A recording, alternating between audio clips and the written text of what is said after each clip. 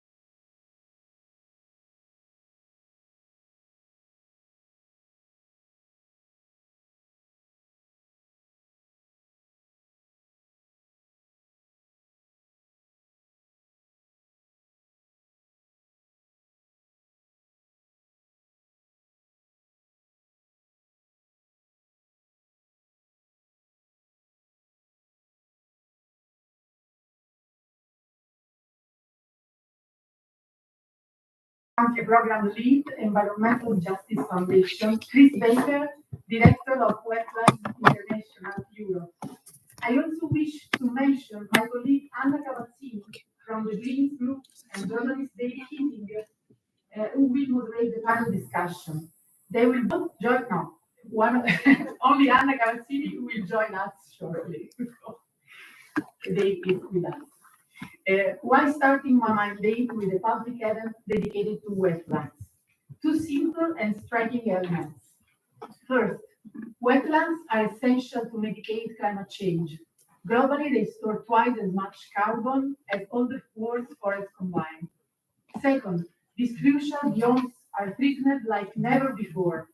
Starting from Pantanal, the largest tropical wetland on Earth, we are witnessing growing phenomena of catastrophic fires, fueled by both climate change and unsustainable agricultural practices.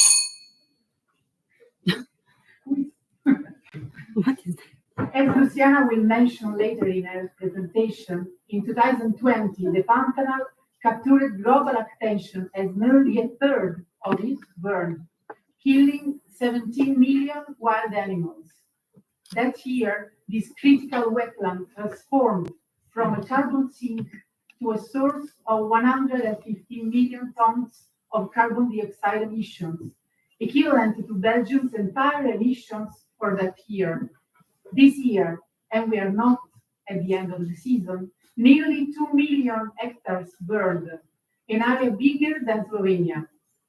This is a real tragedy for biodiversity, for animal species, for indigenous population, and last but not least, for the effectiveness of our climate agenda. An effective climate agenda that is every day more urgent, as we can see also inside Europe with continuous fires, see Portugal recently, and floods all across the continent, including my own country, Italy. This is a crisis, and we have to face it as such. No hesitation on legislation and action. There is no time left to waste. It is time also at the European Parliament to raise our voices for climate justice and the protection of wetlands. Today's event is timely, with the Climate Week in New York currently going on, and the key international convention following soon, in particular the Biodiversity COP16 in Colombia in October and the Climate COP29 in Azerbaijan in November. The role of wetlands in the climate agenda needs to be highlighted when putting in place efforts to restore, protect, and conserve the environment. Strengthening international cooperation and ensuring the implementation and compliance with multilateral environment agreements are two of the main tools we can use. On the ground of international cooperation, I find very interesting the perspective of a European leadership for wetland partnerships, as it has already been done for forest partnerships. We must strengthen partnership with non-EU countries, mobilize investments to support the implementation and alignment of global conventions at the national level while delivering tangible outcomes for wetlands. As Chris Baker will explain later, this is not just about restoration or conservation. This is about our future and the future of our generation. Biodiversity is the key for our existence on this planet and for our health, as the One Health principle clearly tells us. COP29 in Baku has to include nature among the global finance commitments, and I believe we have to use the road to Belém, where COP30 will happen, to empower the proceedings and the outcome, including the agreement of wetland partnerships. Benefiting from the unique social and environmental context of Brazil, home to 60% of the Amazon rainforest, the world's largest intact forest, and to 70% of the world's largest tropical wetland. A partnership process should both protect wetlands and support socio-economic development of indigenous communities, fulfilling all our commitments in global agendas. I welcome in this regard the mission letters of the European Commission President asking each commissioner to ensure the delivery of the United Nations Sustainable Development Goals within their policy area. She also mentioned that the Commissioner designated for Environment and Water Resilience should strengthen Europe's global water leadership. Our outstanding speakers will now help us to understand the situation in the Pantanal and on which ground the cooperation between EU and Brazil can help us preserving this unique biome, its biodiversity and its indigenous communities. On a last technical note, let me remind you that for those who can stay, this debate will follow it by a networking reception at Hotel de Paul in Place Luxembourg. On our way there, on the esplanade outside the Parliament, we can stop at the photo exhibition of the Pantanal. If you haven't had the chance to visit it, don't miss it out and take note that it will stay there until Friday the 7th. Now, before kicking off the panel discussion that will be moderated by Dave Keating, let's watch an introductory video on wetlands. Thank you very much. In a world increasingly defined by climate volatility and rapid ecological change, wetlands are vital yet often overlooked ecosystems, crucial to our shared future. Wetlands take many forms: peatlands, mangroves, marshes, swamps, floodplains, deltas, and more. They span vast stretches of inland and coastal areas and are essential to all life on Earth. They act as sponges that can absorb 50 times more carbon than rainforests and play a crucial role in climate regulation. They are home to a staggering diversity of life, supporting nearly 40% of the world's plant and animal species, including 30% of known fish species. They provide flood control, clean water, shoreline and storm protection, and support the livelihoods of over 1 billion people worldwide. Wetlands, they are as equally important as forests for the world's climate. They are also home to very endangered species and important biodiversity, and that's why we have to look at them too, in order to make sure that we don't lose this important habitats. Despite their pivotal role in ecological and human survival, wetlands are disappearing at an alarming rate. These essential ecosystems are being destroyed 3 times faster than forests. Relentless pressures such as urban development, agricultural expansion, pollution, and the climate crisis are driving wetlands to the brink of collapse. 70% of the world's wetlands have already been lost, and 25% of wetland species are now threatening extinction.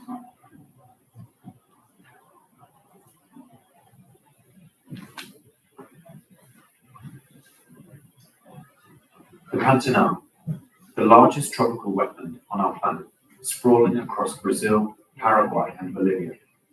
It's a sanctuary for an array of endangered and endemic species like the jaguar and the giant otter.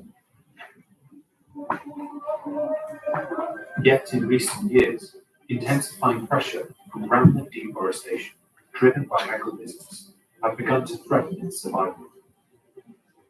Então, essa degradação ambiental, né, ela está crescendo muito, assim, com essa quantidade para monocultura, para fazer um negócio, para pastagem, né, para pecuária. For indigenous and local communities in the Pantanal, their history, livelihoods, and traditions are intrinsically tied to the survival of this habitat. Onde a gente está aqui é no limite da fazenda e território indígena.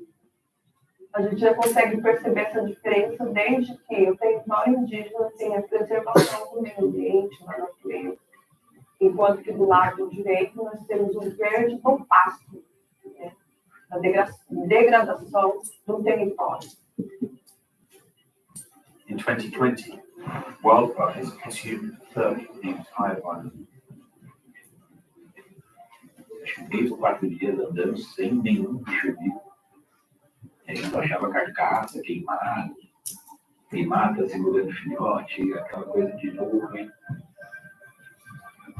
Gente que trabalha e foca em conservação, né? A gente acaba pensando muito em população, né? E numa situação dessa você passa a ver o divino, né? Então, carne do divino, né? Acho que é algo que mexe muito com a gente.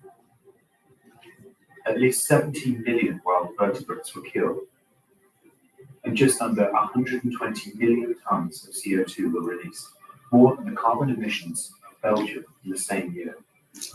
Indigenous lands were devastated, with some communities losing up to 90% of their territory. The burning of our planet's largest tropical wetland is a clear sign of our broken relationship with the natural world. These fires, mostly set by farmers clearing land for cattle grazing destined for export, are driven by international markets, including the European Union.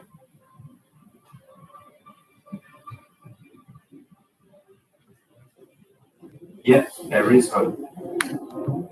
The EU can lead global efforts to safeguard and restore wetlands like the Pantanal by forging wetlands partnerships, agreements between the EU and partner countries to mobilise green investments for reversing wetland degradation and ensuring their protection.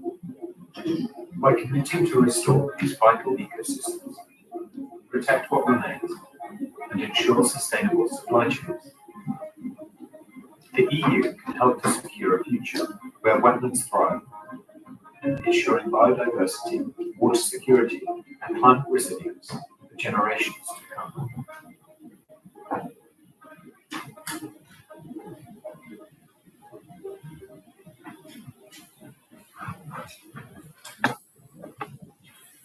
So really good to get some visual images of what we're about to be talking about this evening.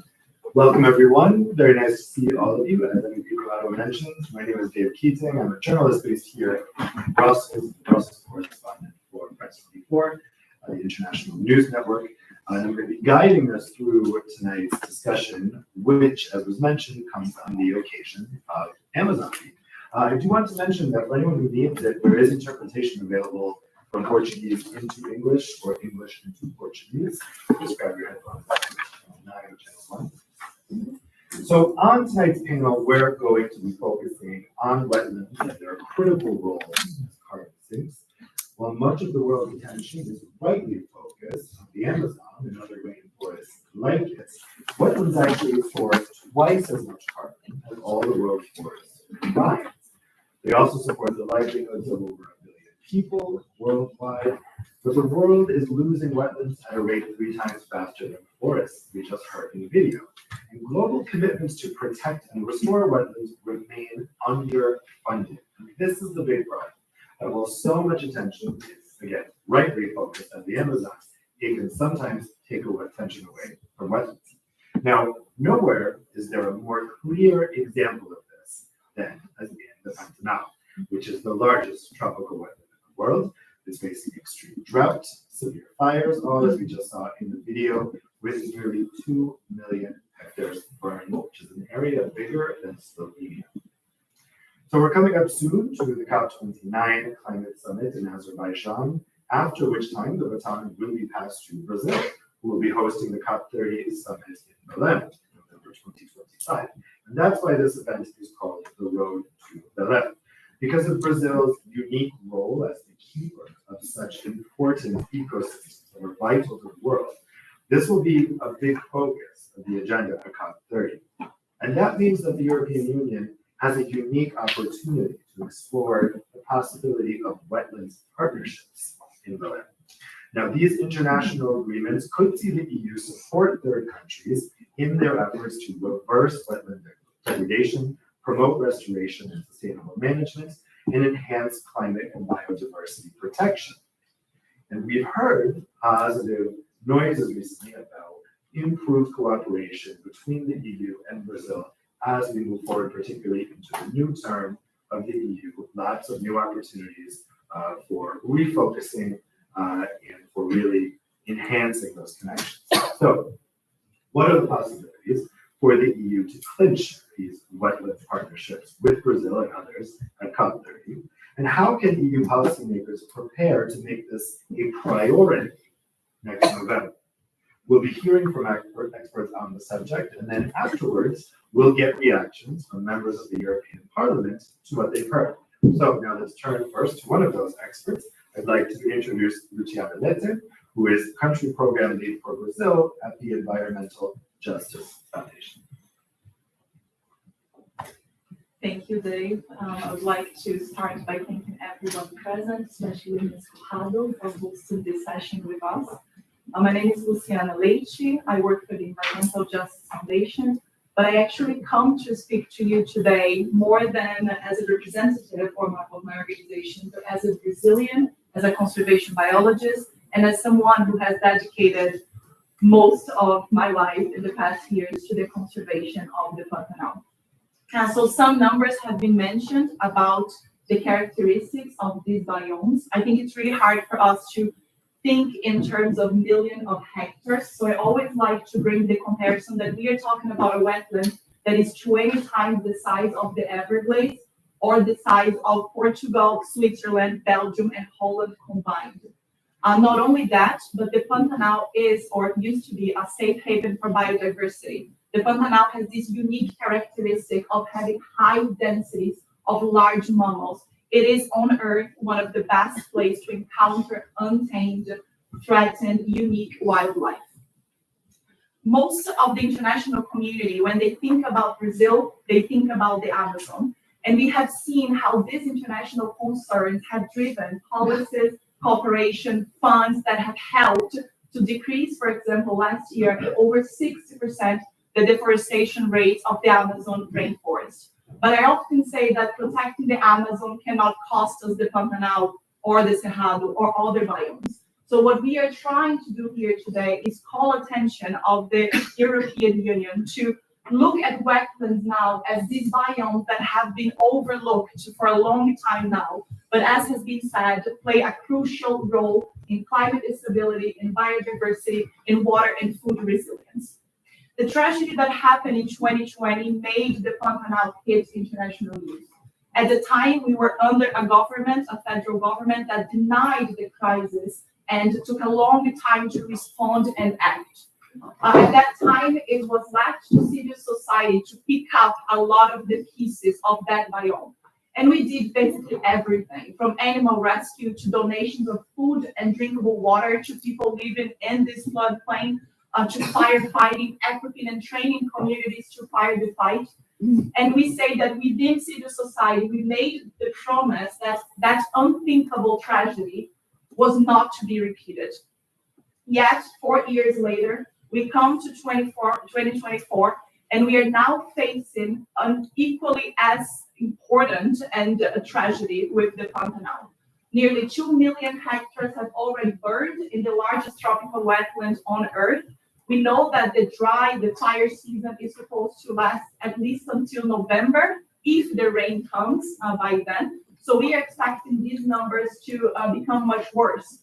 Unlike the previous government, we have overcome denialism. So we have a federal government that is indeed committed to fighting the fires, but the challenges that we are faced now are bigger than ever experienced. So we are living a combination of extreme droughts, also partially because of decades of deforestation and unsustainable agriculture. We are also facing the consequences of not only land use change, but also climate change. And we are now facing something that is quite new and that we are calling climate terrorism, because there are a lot of people in Brazil that are intentionally and criminally setting areas on fire, including protected areas. So just to give you some numbers, we have, for example, the Cajuel indigenous people, who lives in the largest indigenous territory outside the Amazon, within the Pantanal, of more than 500,000 hectares, that this year alone have lost more than 70% of their territories. The Tayamã Ecological Reserve, the only place where we know of fishing jaguars, a very specific and specialized types of jaguars in the planet, it has burned already more than 80%. Guatós, Peigaras, all the indigenous people are suffering the consequences of the wildfires in Brazil this year. We, working in the region, have understood that the droughts and the fires, again, in the largest tropical wetland on Earth, works almost as a thermometer for us of what's happening globally with our natural ecosystems. We have recently heard both our environmental minister and our agriculture minister, Marina Silva and Carlos Fávaro, saying that if we don't act now, we might lose this biome, the Pantanal, within our generation. I tend to be a very optimistic person, and I would like to add that there is still time, but we must start acting now. So this event, I believe, is an attempt to unite Brazil and the European Union in this call for action, because I strongly believe, having come from there, having seen how resilient the biome is and the animals are thriving and trying to survive this crisis, that we can do it, but we must start soon. And we know that the challenges faced by the Pantanal are not exclusive to this biome, as has also been mentioned by my colleagues. Wetlands, despite their central role for climate, for biodiversity, they are disappearing 3 times faster than forests. And the global community has paid a lot of attention to the Amazon, as they should, but we really think that now is the time for wetlands, and now is the time for the Pantanal. There is a lot of expectations about COP30, about Brazil hosting the event in 2025 in Belém.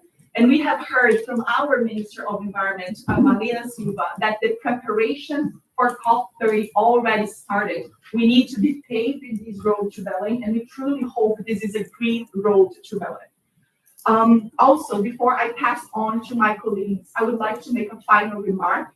As not only a Brazilian citizen, but as a mother, a nature lover, as a conservation biologist, I've engaged in many debates about the extinction of species as a conservation biologist. But I always like to bring to the table a new concept that has been increasingly discussed about the extinction of experience. The next generations are not likely to encounter wildlife and these last frontiers of nature unless we act now. I believe we have a moral duty to guarantee that my son, your children, your grandchildren will one day have the opportunity to look inside the eyes of a jaguar, to hear the calls of Yassi, my house, in the largest tropical wetland. So I ask you to please join us in this mission to protect the Pantanal and other wetlands globally. Thank you.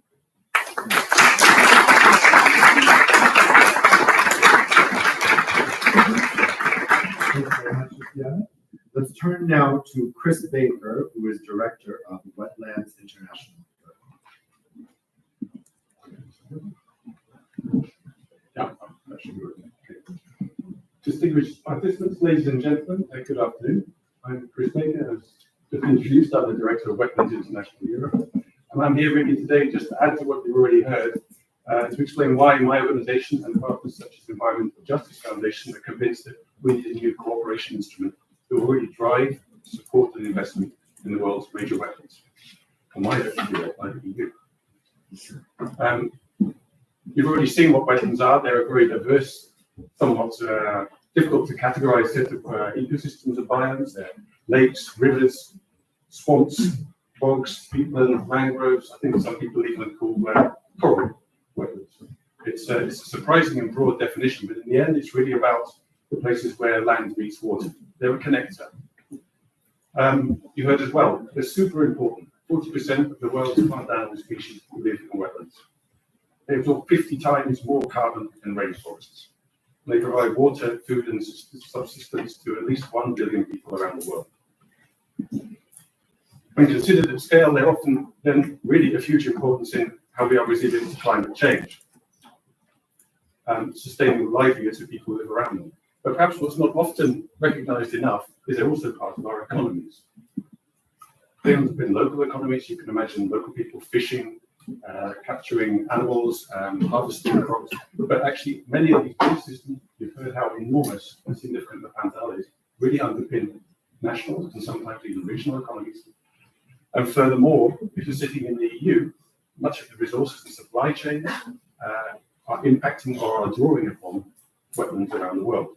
So this isn't a separate, faraway issue. It's something that's very much connected to our way of life here. And as we've heard, they're disappearing at a very great rate. Another statistic we've heard, 70% lost overall. That's since dot. 35% have been lost since 1970. It's a very big thing. I've had the pleasure of working with wetlands for the past 35 years, since I was an undergraduate. I was inspired by a professor. I've gone through a research career, got a PhD, and now I've spent the last 25 years as a conservationist. I've had the privilege of seeing, sometimes physically, what's happening to wetlands all over the world. I've learned many of the things we've already heard, but I've also learned that wetlands connect, not only land and water, they connect to carbon in the atmosphere. They regulate carbon. They're part of our water security, locally and regionally. They provide resilience and sustainability to our economies, both locally and elsewhere around the world. But whilst the understanding of this importance has grown, when I started, I think people were largely thinking of species and animals. Now they talk about carbon cycles and global commons. The speed and extent of degradation has accelerated. It's a little bit bizarre, isn't it? The Pantanal is a spectacular example, but there are countless others. I want to inspire you a bit further. The Indigenous Delta in Africa is another huge wetland. An inland delta in the Sahel is fed by the floodwaters that flow down from the Putujawan highlands in Guinea. Every late summer, in the northern hemisphere anyway, we have monsoon rains which flow down. They spill out in Mali and they cover an area the size of Belgium in a floodplain. And from that, some 2 million Malians live. They raise their cattle, they fish, they grow rice. There are 5 million head of cattle within the Niger Delta. And there's estimates that the delta itself contributes something like 5% to the GDP of Mali, as well as supporting markets all across the country. Here you have different pressures. You have water management for hydropower, which is, pressure is increasing, and intensification of agriculture for irrigation, coupled with climate change. Predictions we worked on a few years back showed that if all hydropower that's on the table at the moment is realised, then you'll go from having catastrophic droughts in this region for 1 in 50 years to once every 4 years. That means people without food and water, people moving, people migrating. Other work we've done shows you that this isn't just about animals and the birds and the bees, or even about local people having access to food. It leads to local instability. It drives conflict. It opens the door to extremism. It also causes people to displace and outmigrate, which is another connection to where we are now. There are other cases I can go on about. The wetlands in the Puna region of the Andes. So we're talking about Peru, Bolivia, Chile, and Argentina, northern Argentina. Hundreds of high altitude lakes and marshes, which and salinas, salt marshes, which really support really unique and special biodiversity, but also the center of the livelihoods of the people who live there. Life there is hard, and where you've got a source of water and you can grow things next to a wetland, then that's really how you survive. Their pressures are growing from commercialization of livestock farming. We're getting overgrazing, we're getting degradation, gullying, we're losing our wetlands. And then to cap it all, and this is a good thing from a certain perspective, we've discovered that underneath these wetlands, you have huge reserves of lithium-rich brackish water. Very easy to pump out, very easy to obtain the lithium, perfect for our green transition. But when you understand that to get 1 ton of lithium out of the ground, you need to pump out 1 million litres of water, and you're in a very arid region, you start to understand there are problems with this. In this region, the water table is declining, the wetlands are draining, people's water supplies are disappearing, agriculture is marshalling, people are leaving, they're just being displaced into the cities. You can go on. Mongolia, another place where we have, perhaps you might not expect it, it's known as being a land of grasslands and steppe. Under many of these areas, you have very deep reserves of peat. Peat, as we've heard from everyone who's spoken so far, so I'm very happy, is a huge store of carbon. The biggest, best store, actually better than rainforests. But here you're also getting overgrazing, and you're also getting the idea that these grasslands can be turned into agricultural areas, and that's draining them, or causing gully, which is causing them to lose their water. And when peat gets dry, it oxidizes or decomposes, and it goes in the air, carbon into the atmosphere and climate change. So hopefully what you can understand from this is that wetlands, in all their diversity, have an enormous amount to offer us. But they also show that they really connect us and our economies. They're really now that land is scarce, natural resources are becoming scarce, they find themselves on the frontier of agriculture, energy, and industrial development. It's accelerating a loss, and it's changing the local ways of life. Large wetlands are part of the global commons, and they need to be conserved and restored as such. We need to get the balance back. There are many technical solutions that you can solve these problems. It's not that the solutions are not known, but these are big places, big landscapes and systems, and the problems and challenges are driven by politics, the global economy, and stakeholders with apparently opposing interests, and actually often they're not at all. They have a common interest. So implementing the solutions present problems of scale and complexity, and that demands bigger investments, stronger and wider cooperation at a range of scales, from local, national, and even international. So to deliver this, we need an approach such as the cooperation instrument that we're talking about. It's not a nice to have. I think it's essential that we agree.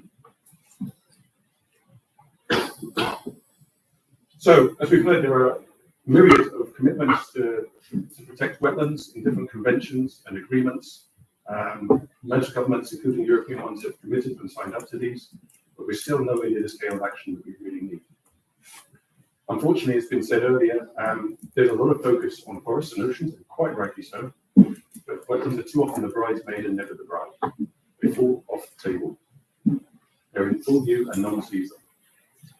We need positive forward-looking action that puts wetlands first and mobilizes support towards large-scale restoration and conservation interventions, and needs to be integrated with our sustainable and realistic socio-economic development goals. Wetland partnerships are envisaged as a cooperation instrument to contribute to this vision. They can help tackle it. They're foreseen as agreements between the EU and its member states and the partner countries. Green partnerships, if you like, that provide a framework for investments to enhance wetlands, but also underpin them in a stable economy and deliver climate resilience. It's not a dream not worth fighting for, I think. They'll also address sustainable development, decent job creation, empowerment of youth and women, and respect the rights of indigenous peoples. It needs to be the whole thing, an integrated vision and approach. By our organisation, with great partners such as the Environmental Justice Foundation, have really been testing the concept with the EU, national government representatives, civil society. We see a lot of recognition of the issues and increasingly a movement desire to act. But what we really believe we need now for this concept to become a reality is that we need partner countries to agree and talk to the EU and the member states and vice versa. We need this connection now with the discussion. We're not experts in financial instruments or how corporations should be put together. We think that's really the business for yourselves. We're trying to push something off and persuade you that it's very important you follow through. There are models, as has been mentioned, such as the EU Wetland Partnerships. You'll see the paperwork has been shared in your packs today. These are the short pieces of research by the Environmental Justice Foundation. There are precedents and ways to do this. We're asking you to look into it and take it forward. So we're calling on partner countries to approach the EU and its member states to discuss this cooperation and take it on. As Luciana kindly mentioned, there's a great urgency to this. The Pantanal exemplifies it perhaps more than anywhere else at the moment. And we suggest that we use the opportunity of the COP in Brazil in 2025 to launch it. It should give us some time to get the dialogues moving, to get the architecture of the initiative in place, and maybe even have one or two commitments, such as around the Pantanal, launched at the same time. So I think I've said my piece. Hopefully you understand I'm also quite passionate about this, and I hope that in the discussion we can hear of ways to move this forward. Thank you.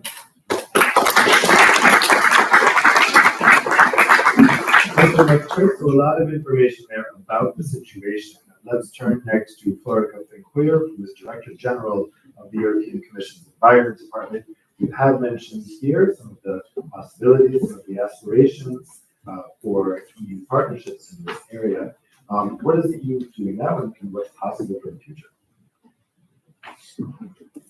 Good afternoon, everybody, and first of all, thank you for having me, and thank you especially to for having invited me, and also very inspired by very powerful messages by Luciana on why, especially Pantanal is important, but also in general why wetlands in general are so much under threat. And I have to say, when I received the invitation and the message was on the road to Belém, my first reaction was, let's use that road to finally put nature a bit more front in the center of all the discussion.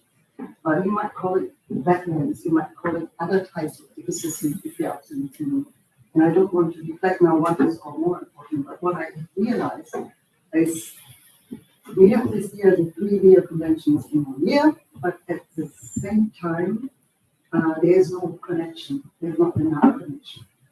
And that's why, actually, when I heard the word on the road to, I was hoping, and I will still hope, and I'm quite confident on that the COP30 in Belém will be a game changer in order to bring these 3 different aspects together. Because only if we act on climate change, on biodiversity loss, and on desertification together, and not in isolation, then we can hopefully address one of the real challenges that we're facing in order to have a long-term sustainable future for the next generations, which is not the case today.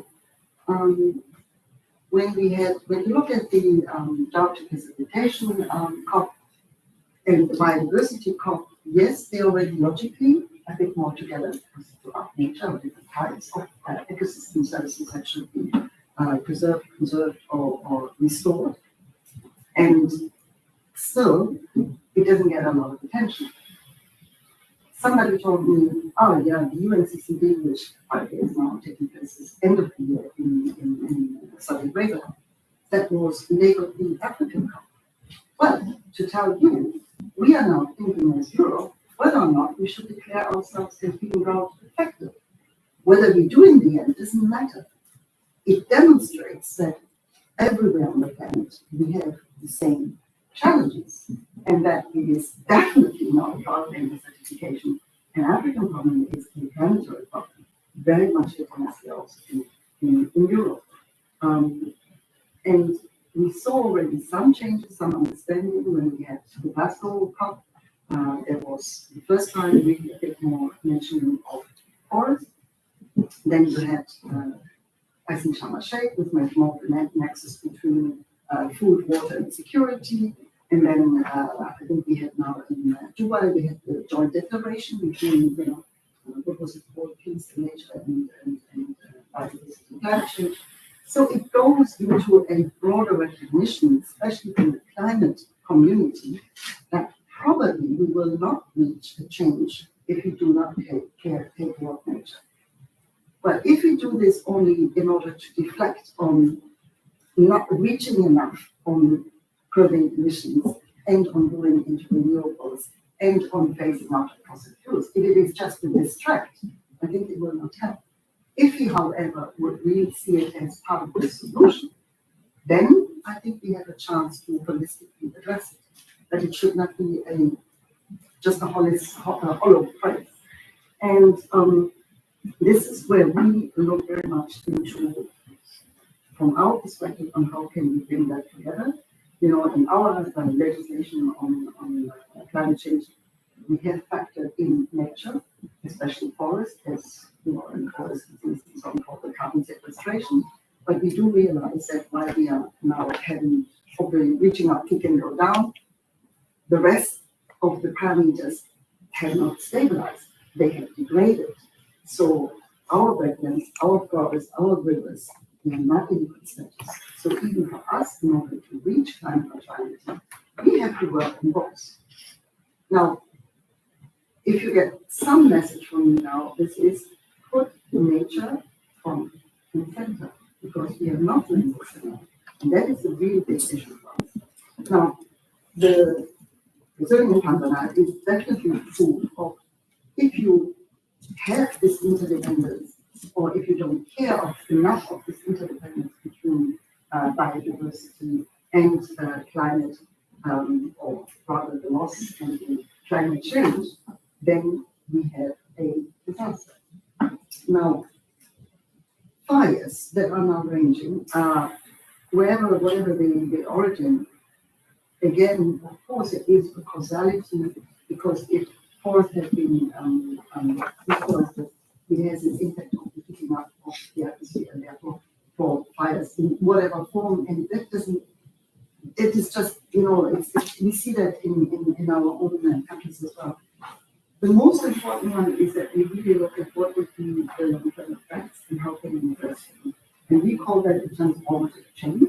You've seen that, you mentioned in mission letters, we are preparing for the new college, and where not only the SDGs, but also the Green Deal has been put in each and every mission letter for every commissioner or vice president. So it will be continuing. But let me also say, we looked at the EUDR, the anti-deforestation regulation, which we thought, because it was mentioned in the video, we are responsible for certain consumption, with our consumption for certain parts of deforestation, at least in the past. And therefore, we continue to think that it's a bit of a more watershed moment in order to galvanize attention into forest, not just because we made a pledge, not just because it's the SDG, but probably because it has also a implication and perhaps a bit more. Whatever it is, there's a lot of polemic around it, and I know it. And we are in close contact all the time. I can't tell much on this now because it's very much in the air, and especially in the parliament. I don't want to go into that. It doesn't matter. What matters is it has galvanized interest, it has focused the attention. And we've seen that not because of our UDR, but because everywhere in all countries, in Asia, in Latin America, and Africa, there is a broader understanding that if we don't take care of nature, we will not have a sustainable livelihood. We don't have a well-being for people. And therefore, the UDR at best, I would say, was an accelerator in bringing that a bit to the forefront, whatever people might think about it, but it has really put that a bit more forward. Now, you have asked me, what do we do? I have to start by saying we also look a little bit inside.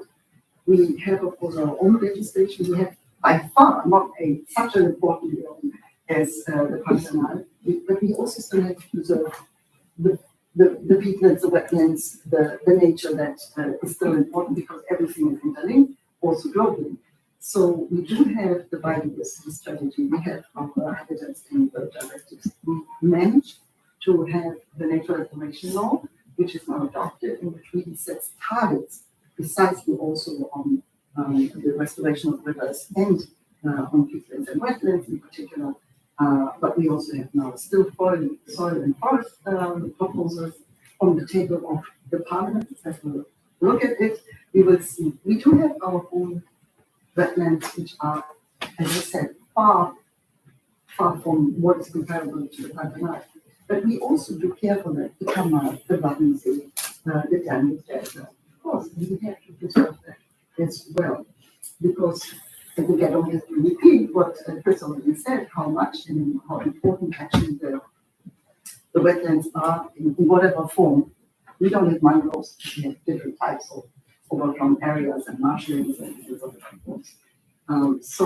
But there, of course, we have to also see how do we then report those, especially farmers, those who live on that land, that they do turn into preserving, maintaining, restoring this ecosystem so that we, for generations to come, will profit from these ecosystem services. So that is obviously the challenge. The question is not so much that we cannot manage, but whether we do this quick enough. Because I think the understanding is there, as you will say, we have solutions, and we have in particular nature-based solutions. Nature-based solutions we believe are very cost-effective, not difficult to do, but it's about land. And then it gets very scarce. And who gets what type of land? Is it to the detriment of farmers? Is it to the detriment for housing? But ultimately, we have to look at it from a much broader perspective. But of course, that it is land and it's got to be seen as we take when we do that. But it's not the case. Nature-based solutions can go hand in hand also with renewables and everything else. So there are many win-win solutions in order to still have livelihood, still have income, and so on. As regards now the partnerships, again, this will be, this is in the parliament, we will look at what the commission will do in the future. We do not necessarily call it perhaps wetland partnerships, but what we do already under the Global Gateway, especially in third countries, I was more now first on really saying what we do inside, but we do have different types in many projects in over 70 countries, where we go and have sometimes under the heading of the forest partnership, sometimes under completely different heading, that it would mean in outreach or in green work or whatever, in gateway. We do act, and these can be sometimes different talks of wetlands, mangroves in particular. What I also want to say, this is not just about funding. If you do, we very much look about how can we transfer knowledge, how can we transfer capacity, how can we make a partnership that indeed it is not just pumping money and then there's a project. It is about lasting solutions, and that we cannot have to just say it's just not funding. So this is a very different approach, very much stimulated under the Global Gateway. And there are, I have many examples here where I could say that, as I said, sometimes under the forest partnership on mangroves in Guyana, then it is more under the water action agenda. You remember that the EU is very active and has made really long and strong commitments under the UN water action agenda. And therefore, in this context, also there are many factors of degraded wetland that we want to restore, or rivers that are degraded to also this water. So this is a bit where we stand. I have a figure for you that is more on nature-based solutions. We have so far spent, I think, over 600 million, as I said, in over 70 countries for nature-based solutions. And I think this is where you would also come in and help. Putting nature and the investment in nature-based solutions helps, and put that as an essential element of addressing climate change and addressing biodiversity loss and addressing desertification involved. And there, I think the Parliament has a good role now to bring that agenda forward, so that the road to Belém really leads to that game changer in the approach of putting it more closely together. Not every community on its own, without understanding the implications it will have on others.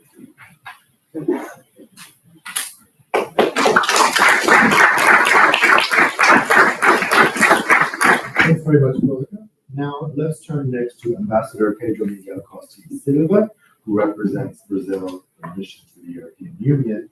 What is the Brazilian perspective on this, and also the possibilities or the types of partnerships we're talking about?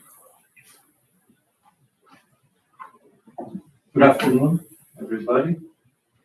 I would like to thank MEP Analisa Corrado for hosting this event, wishing you all the best in your new mandate, like you say in your country, in Boca Lupo. And MEP Anna Cavazzini for moderating our discussion. I also congratulate Wetlands International Environmental Justice Foundation, Instituto SOS Pantanal, and Shalana Esperança for organizing this event, and for bringing to Brussels the excellent photo exhibition that we can see outside this parliament. Most of all, I would like to thank them for bringing the Pantanal to everyone's attention. A lot has been said about the Pantanal, so I will not repeat that, but the timing of this roundtable is very appropriate because Brazil, like many other countries, has experienced the impact of rapid climate change. And it's not only about deforestation, but climate change caused by other sources. Very recently, as many of you may know, we had devastating rains and floods in the south of Brazil, with manifold consequences that will take us years to respond to fully. And right now, as previous speakers have said, 58% of our territory is being affected by drought. In a third of our country, this drought is severe, and hundreds of municipalities have decreed a state of emergency. This drought has also generated the perfect conditions for the spread of wildfires. This has been mentioned. We have had fires all over Brazil, in the Amazon, in the Cerrado, in sugar plantations, in national parks, and in the Pantanal. 119 wildfires have been registered so far this year. As we have seen in the past years or are now witnessing in several parts of the world, such as in Portugal, that you mentioned, Greece, Canada, Argentina, Ecuador, among others, controlling and putting out these fires is a huge challenge. Some of the fires are a result of arson, some others of negligence, and a few of them also from natural conditions and phenomena. What all countries have concluded from first-hand experience is that fire prevention and fire management are fundamental strategies to avoid the dramatic situation in which we are in. The main message that I want to bring to you today is one of reassurance. I want to reassure you not only that the Brazilian government, but Brazilian society as a whole is invested in protecting our biomes and combating the terrible situation we are currently facing. And of course, you do not need to take my word for it.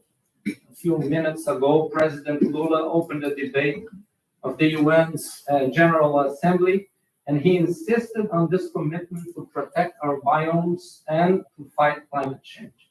He also discussed these issues in his bilateral meeting in New York with President von der Leyen. Not many people know this, but the protection of the Pantanal is enshrined in the Brazilian Constitution of 1988. That is, 4 years before the landmark decisions of Rio 92. The Pantanal is classified, together with other biomes such as the Amazon, the Mata Atlântica, and the coastal area, as a national heritage.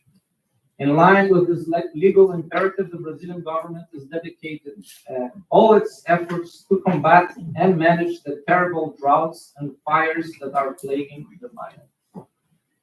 The new Pantanal law, for example, approved in the beginning of the year in Mato Grosso do Sul, is a result of the cooperation between the federal government, the regional government, and local stakeholders. This law increases the permanent protection areas in the biome and bans the expansion of the commercial farming of soybeans, sugarcane, eucalyptus, and other exotic species. I know it's not seen as a perfect solution by some of our friends from the NGOs, but I believe it is a very significant step in the right direction.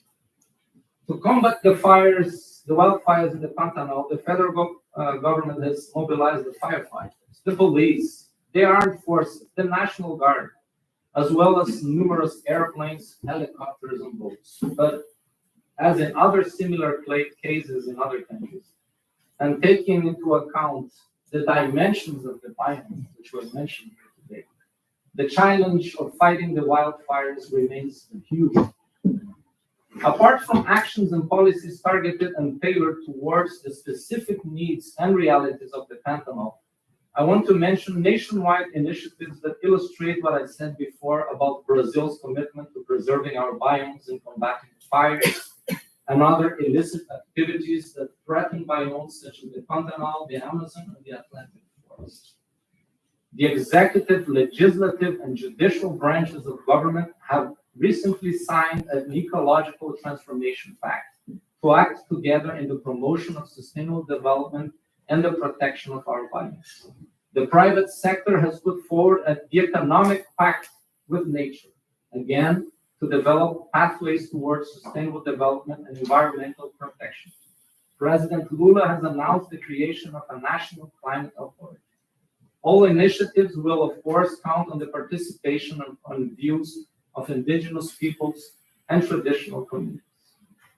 Apart from interministerial efforts, coordination is also underway with the governments of Brazilian states and municipalities who share responsibilities in our federal structure and which know the specific needs of each region.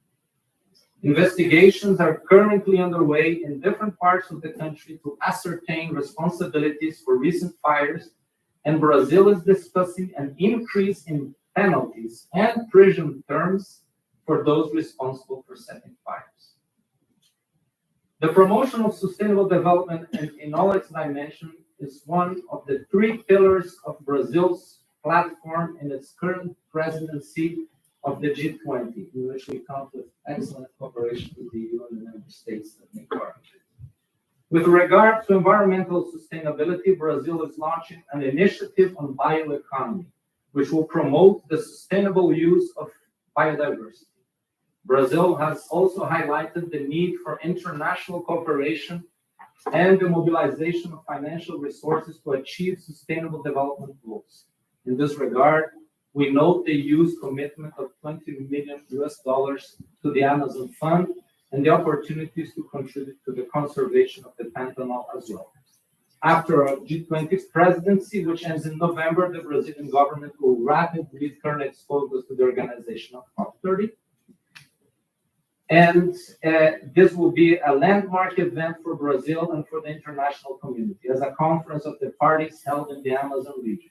In preparation for COP30, Brazil is engaged with the United Arab Emirates and Azerbaijan, host of COPs 28 and 29 in the Mission 1.5, which encourages all countries to commit to more ambitious climate targets.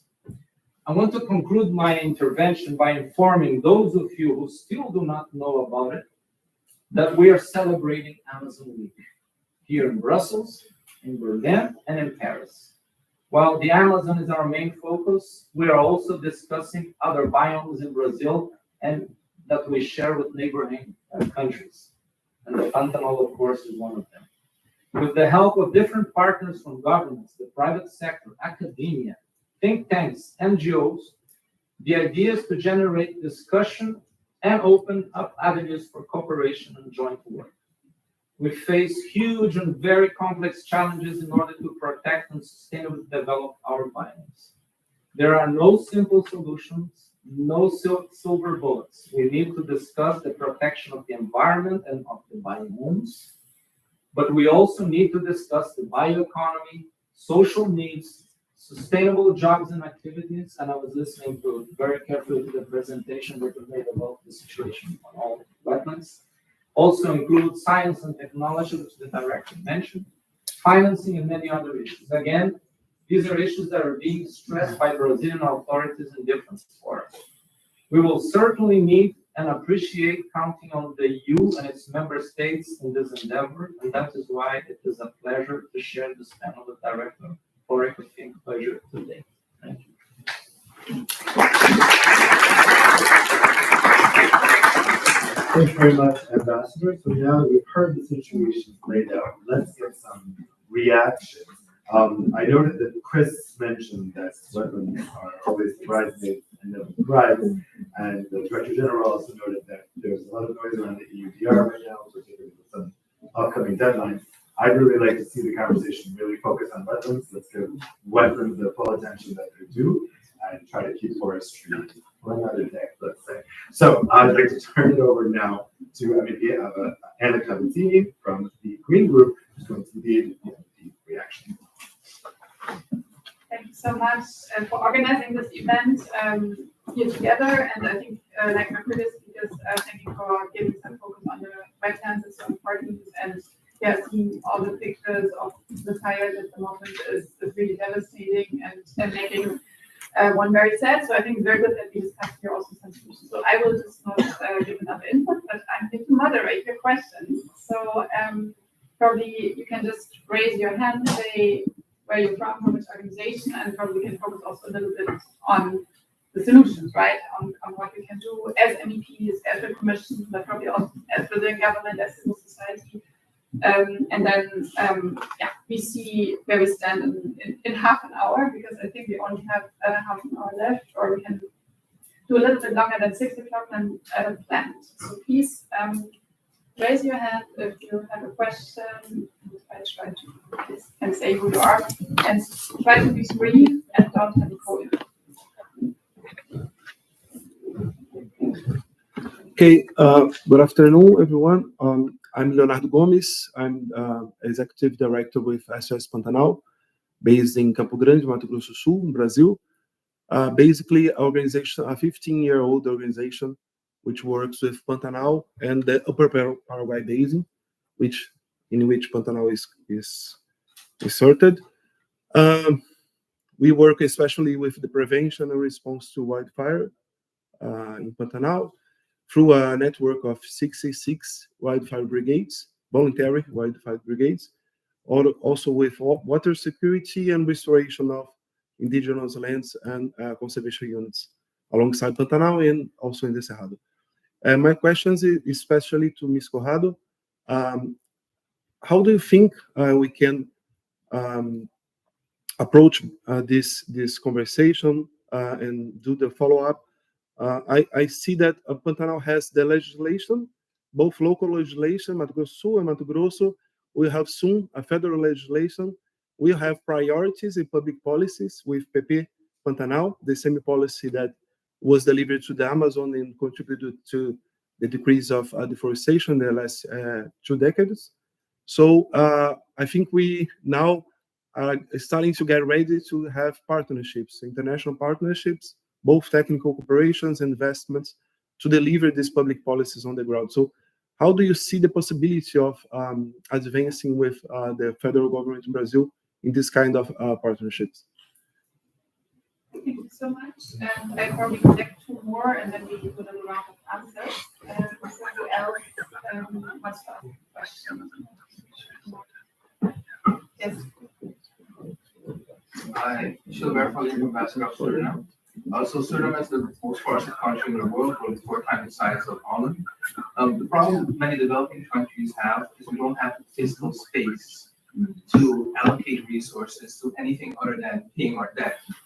So I would like to know what are you planning to do to help us with create some more fiscal room so we can move, so we can invest in education and preservation of our wetlands. Thank you. Thank you so much.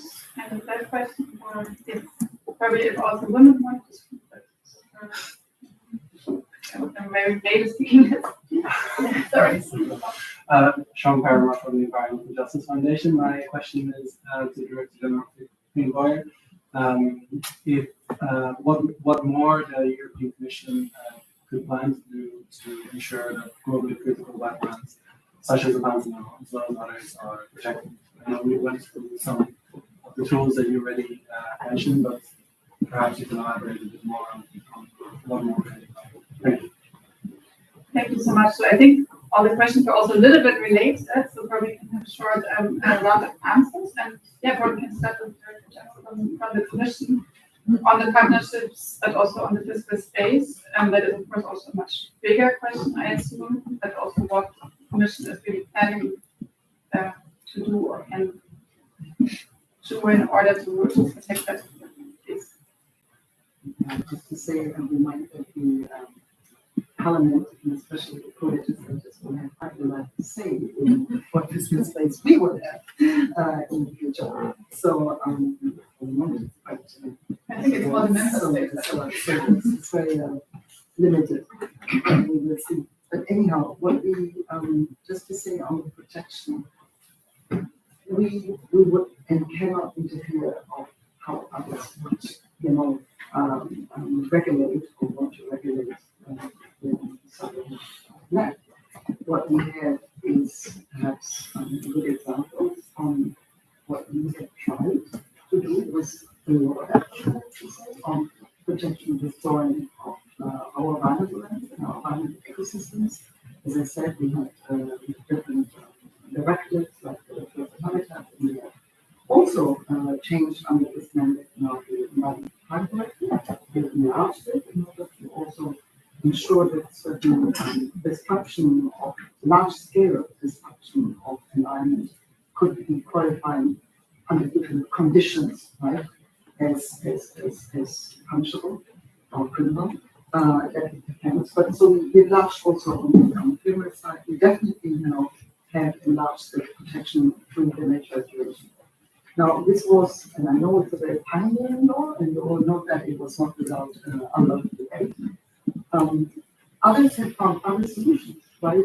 They found its solutions, and it has its own regulations in order to protect, and I think Ambassador over Europe to ensure, because ultimately it is the likelihood that it's steady. What we having more on the funding side is, as I said, we have, for instance, joined the freshwater challenge. We have been very active under the water agenda and under the global gateway. But again, it is not so much of funding for funding's sake. It is very much about creating knowledge transfer, capacity building transfer, in order to also learn from indigenous people about their solutions, preserving that, if I may say so, where possible by giving funding in that area. But ultimately, this is under the funding what we can do. This is a little bit already ongoing, I would say. It's not about now completely new approaches on it, and it would be best if we not have identified or we never did anything. We have a very strong partnership with Brazil or with other countries. We have our delegation and here and identify what could be useful projects and programs. That's Thank you so much. I don't know if Mr. Ambassador also you have speakers from on the Wetland Partnerships.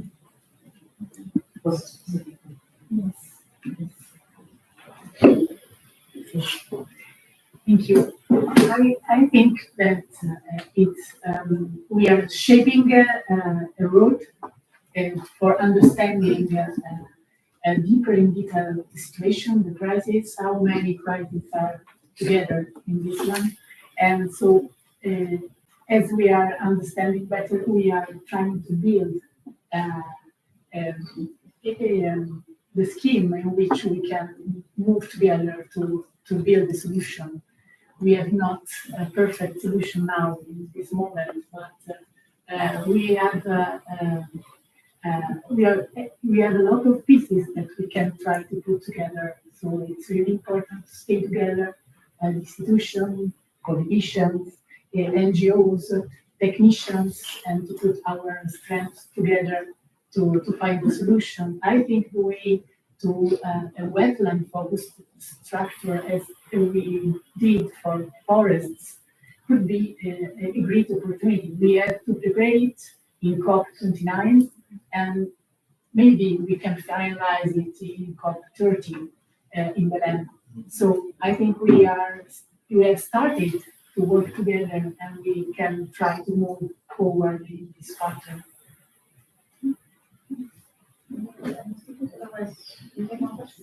Yeah. So let's take more questions. Thanks for answering the first round.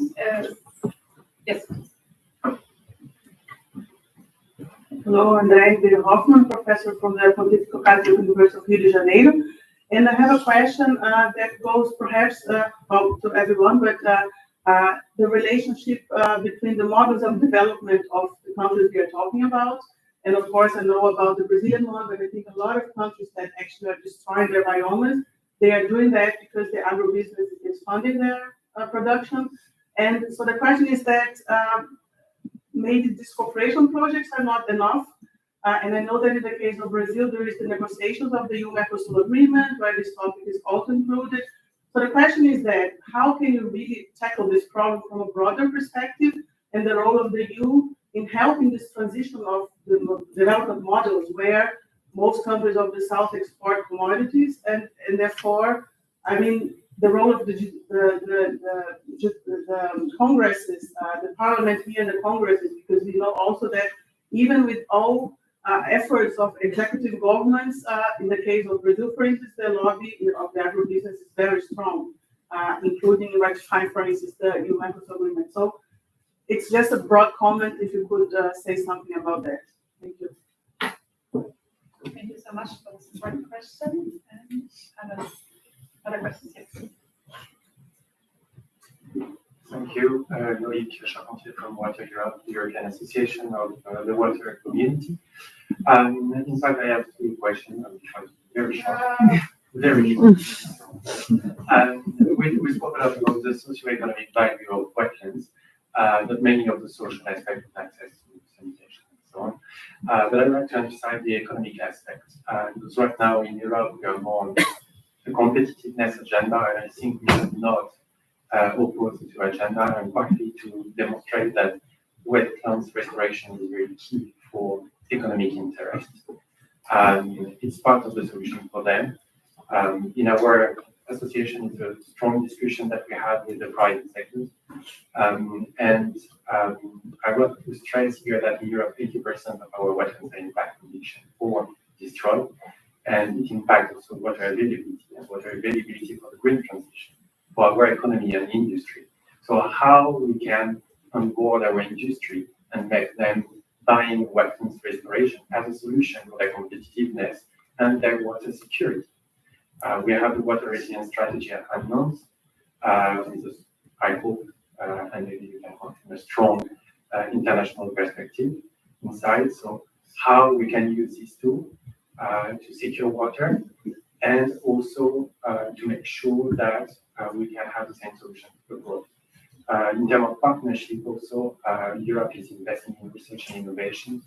You have multi-source project on nature-based solution with Brazil, for example. It's one good example, but how we can duplicate these tools.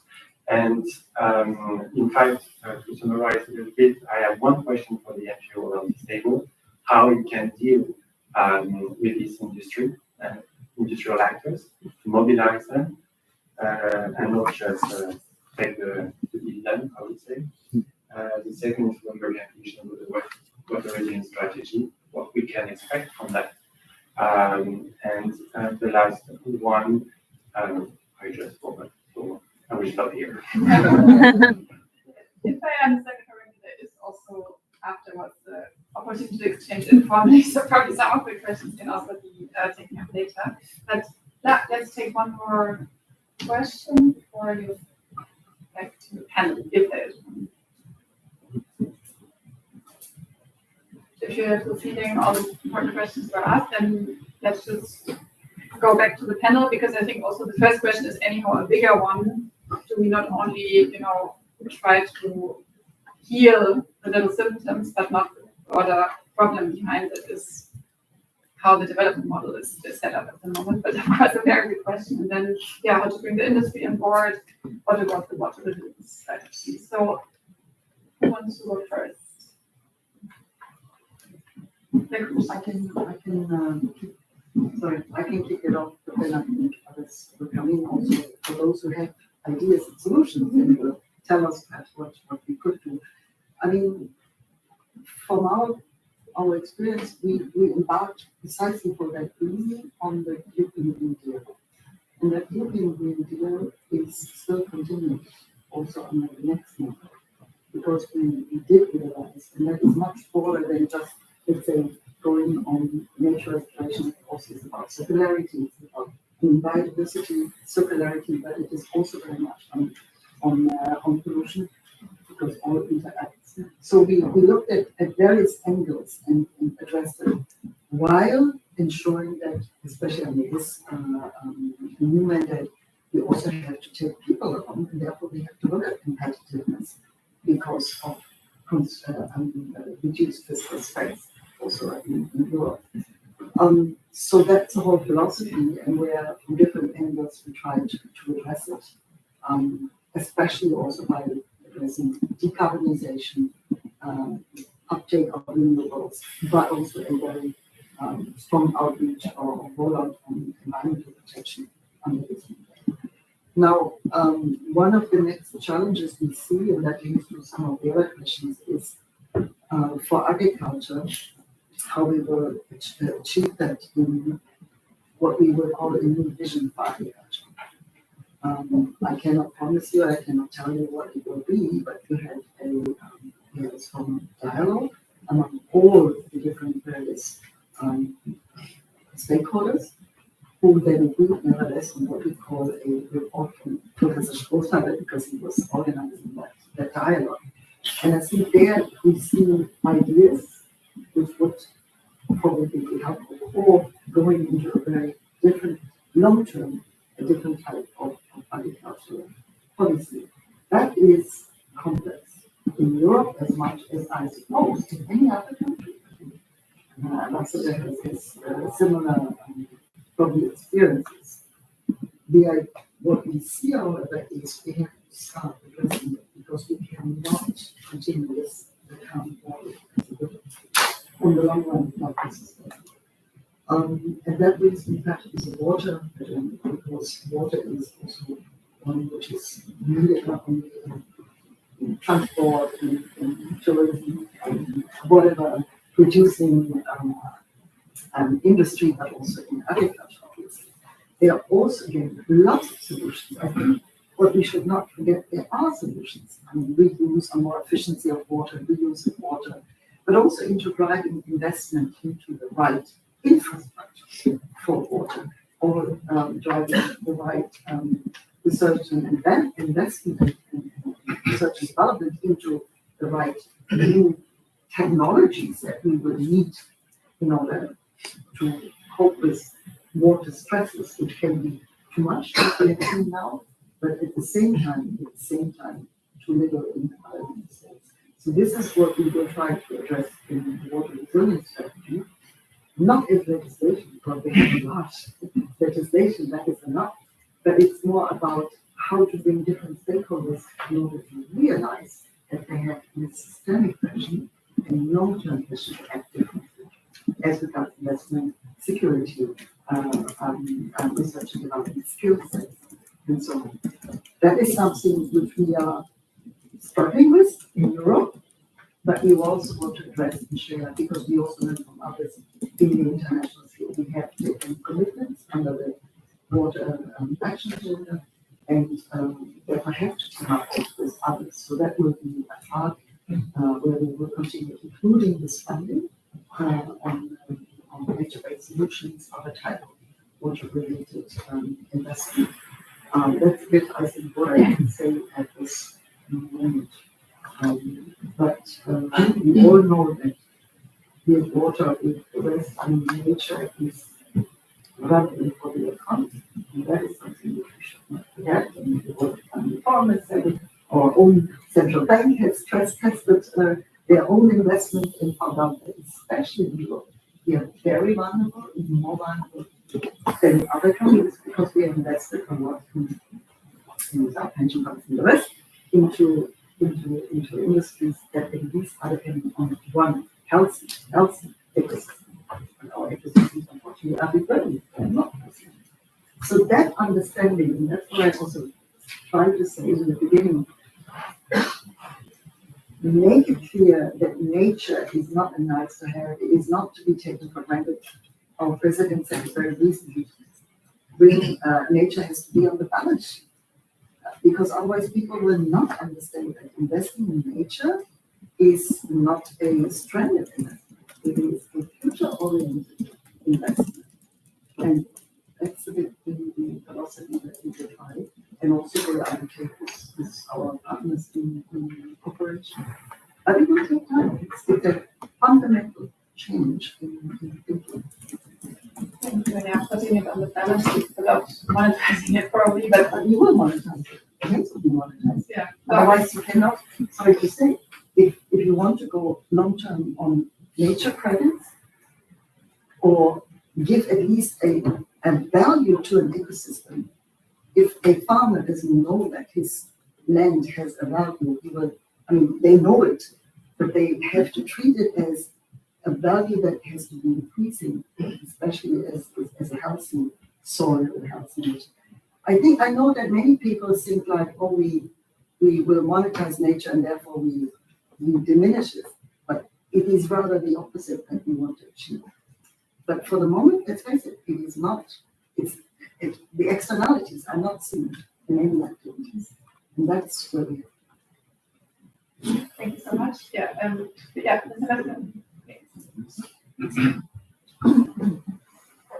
thank you, Mr. Ambassador. I would just like to make a few remarks and throw some data that I think might be of interest in this debate, following Andrea's question on this model of development.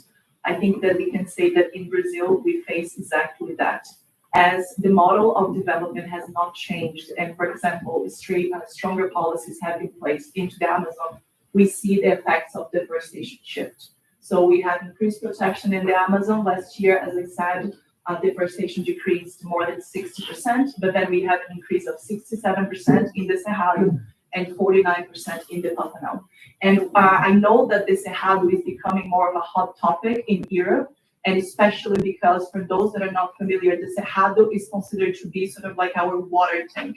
It's where most of the rivers flow throughout the country are born. And just to give you an example, MEPs, which is this coalition of scientific institutions that have mapped the changes on the land use across Brazil, have said that in the past 3 decades, nearly 15% of Brazilian superficial water has disappeared.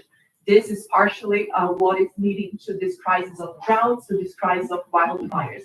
To give a concrete example, in the Pantanal, for example, most of the rivers that flow into the Pantanal are in the Paraguay River Basin, and we have mapped over 1,500 river springs that do not have forest cover. Of course, those farmers producing many times grains to export internationally are not following Brazilian legislation because river springs need to be protected according to our Brazilian law. Yet we have more than 1,500 river springs that lack forest cover. Minister Marina Silva very wisely said that Brazil is an agriculture powerhouse because Brazil is a water powerhouse, but Brazil is a water powerhouse because Brazil is a forest powerhouse.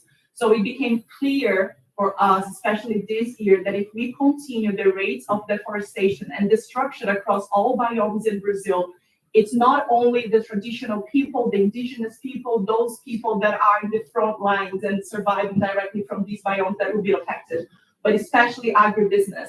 So for those that have for too long sort of dichotomized this debate between economic gains or nature protection, this year in Brazil is showing that unless we protect nature, as DGR has said, we are going to face severe issues and economic losses and even complications with trade, with Europe included. So I think that for those that continue to lobby within our Congress or here in the European Parliament for weakening environmental legislation or not enforcing existing legislation, the agriculture business will suffer, trade will suffer, food security is on the line. So I think it's really important for us to stop that dichotomy and think that unless we protect nature and restore part of what has been lost, we are going to face more and more severe droughts and food security issues.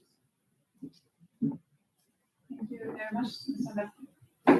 Thank you very much. Just a few thoughts. Very interesting question. Answering to those asked, what else can we do and how can we make financing that is not unending go farther? I think that my recommendation here always is that the resources that the EU or individual member states have in the Global Gate or the Team Europe initiatives, that they think about projects that already exist and that are ongoing in Brazil and in other countries, and not start things from zero, because then less money goes further. The translation in Portuguese and bigger than later. Another suggestion that we are going to be discussing and focusing on this Amazon leaf, the bioeconomy as a pathway, as a solution. We have different definitions of bioeconomy. The EU has one, we have another. But the idea here is to foster activities that are sustainable and that, again, using an expression that works better in Portuguese than in English, keep the forest or the biome standing. Because you need to give alternative means of economic and social development for people. And then I'm going to close with a few more provocative results discussed during the cocktail. Unfortunately, not be there because there's the National Day of Chile.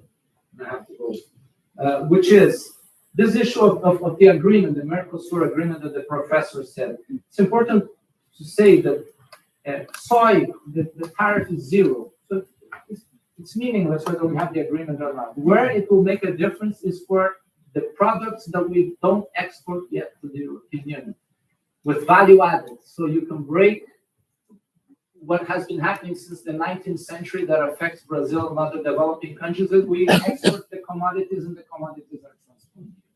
Not only that, but you have high tariffs for some products from the forest, such as acai, which I'll lobby here with the MEPs to lower the tariff, even without whether we have an agreement or not. And finally, I joked with Luciana the other day that I started my day with her in the exposition of the Pantanal, and I ended my day having dinner with the soy sector. And why? Because we need to talk to each other, and we need to work together. And I really believe in that. And I will close with this. What really concerns me as a diplomat, but also as a Brazilian citizen, whatever, as a person, is that now there's a lot of talk about autonomy, closing borders, doing things by ourselves. But if all countries do, industrial policy by themselves, develop their industries and develop their agriculture, you don't do trade anymore, how is all of this going to end? So my call for dialogue is that you have to talk to anybody. I told the soy sector that they need to talk to the NGOs, and I told the NGOs that they need to talk to the side. So I will close with that. I think that we need to talk to each other, and through dialogue, I think we will reach solutions. And I won't talk about the EUDR out of respect for the director.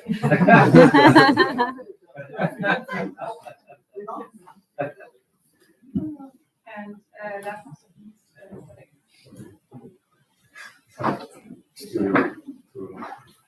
I want to add, I was going to come in more or less at the point that Pedro Miguel ended. I don't see this as an NGO or a government or a private sector issue, but the places you work around the world in solving these issues, what happens when you get people around the table. And maybe if there's something to add to the idea of wetland partnership, if there is there, they'll create that space. And there's far too much people taking opposite positions. The little line I put in when I was speaking saying apparently opposing interests. It's not. When you get people around the table, they start to see they have common interests. And too much of how we work and how we invest sectoralizes everyone and gives people something to follow without anything to talk. So somehow, in these special places around the world, we need to create space to talk. Is what we're doing with our partners, including some people when we live in the Pantanal, for instance, is what we try to do in Mali and in Mongolia. But what I was trying to say was, if you start these balls rolling, you need more structural support to get that steam to really have momentum and impact. And that's often what we see as a problem. Good ideas, processes start. They shouldn't be with NGOs to get them, no matter what the NGOs think they're doing. It shouldn't be with the NGOs to make them reach scale. You need something to scale it, to make it really happen and have impact. And that includes, look, you mentioned private sector. I don't know how to answer it really, because private sector is so diverse. Same as NGOs, there's the good, the bad, and the ugly. But I don't think private sector is, I think private sector recognizes there's a role to play. But I think it's also that you need to sit down and talk to the private sector. You need to get around the table, talk about common interests, look at the landscape and say, what are you using it for? What's the values you take from it when it comes to that? And sometimes, with the right enlightenment around the table, you can start to mobilize something. And what we find also in Europe is if you get a really committed private sector actor, they then stand up and pull us to the table that maybe the NGOs can't. So they can have a really positive role, but you need to talk. And sometimes in Europe and around the world, it's too polarized. They're not easy discussions. We're also working in the Paraná Delta in Argentina. It's not easy to get foresters and agriculturists around the table, but it doesn't move forward. Thank you very much. So probably what I can take a little bit from the discussion, and I guess the MEPs take it, but also the Commission. That it is really important to continue fighting for nature, especially in these times where we are facing some backlashes, probably in Brazil, but also especially in Europe, I have to say. That we also need to work on the road to Belém on the international agenda, that we need to speed up cooperation. But sorry, I have to probably come in. The method we're noting already, I think we need to also work on the structural issues. And of course, having deforestation through supply chain does not mean protectionism, but we have this discussion for a very long time. But I think, we need to also continue working on basically the question of how we organize our supply chains. And is it really a good thing that soy does not have any tariffs? Because that means exporting. So these are probably I don't call them battlefields, but the tasks we need to take as in Parliament, as Commission, as probably also civil society. I want to thank everyone that took a lot from this discussion today, but I also want to hand over to the official moderator because I'm just the MEP. Thanks very much, Anna. I think it's a good point to leave it at because, as was just said, we need to talk to each other. And that can be difficult sometimes, especially when you're talking about very emotive sectors like agriculture, like land, like forestry. But I think what we've heard today is we talked about this idea of wetlands partnerships. As the Director General mentioned, there is collaboration happening in the context of Global Gateway and the Water Action Agenda at the UN level. And I guess the question going forward as we're on the road to that is how can you really make those partnerships concrete? Not just in name and probably not just exactly copying the forest partnerships that exist, but actually finding a new solution, particularly for new exports as was mentioned. So a lot of really, really interesting insights. I know I found it very interesting. How about a round of applause for our excellent panelists?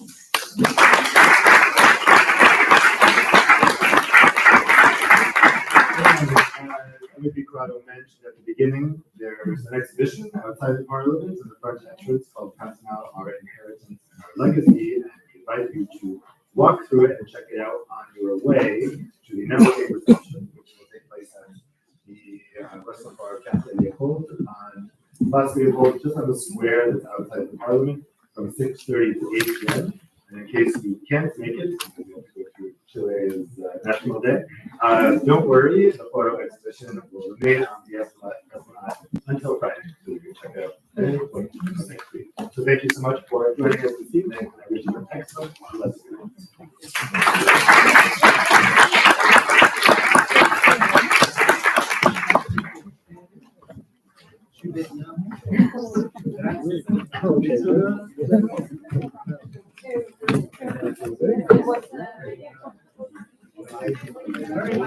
Yeah.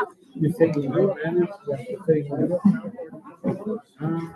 the end of next week.